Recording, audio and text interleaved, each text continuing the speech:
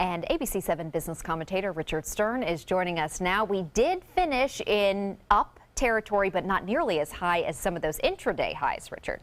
Haley, you've got it exactly right. The Dow Jones Industrial Average was up by 98 points at the high of the day, and then we ran into those three famous words, and they are geopolitical risk.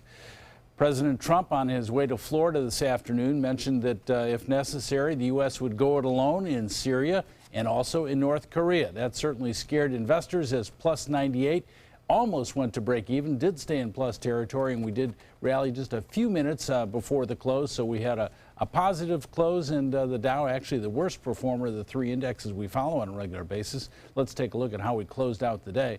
The Dow indeed was up by 15 points, not even 0.1%, but the arrow is pointed in the right direction, closing at 20,662.95. That on volume of 618 million shares. A respectable day for the NASDAQ, up by 0.25%, almost 15 points, closing at 5,878.95. That on volume of 1,451 million shares. And the S&P up 0.2%, just over 4.5 points at 2,357.49.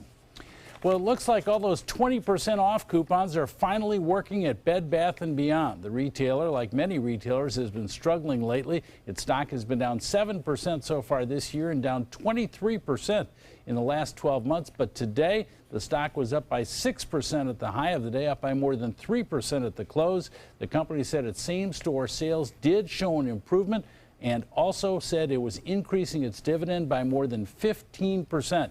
Put that all together, investors are happy, and while the stock is still down for the year, a gain today certainly looked attractive. Again, retailers have been struggling of late, no question about that. So many of them. And Richard, you have some news, speaking of retailers, on Costco.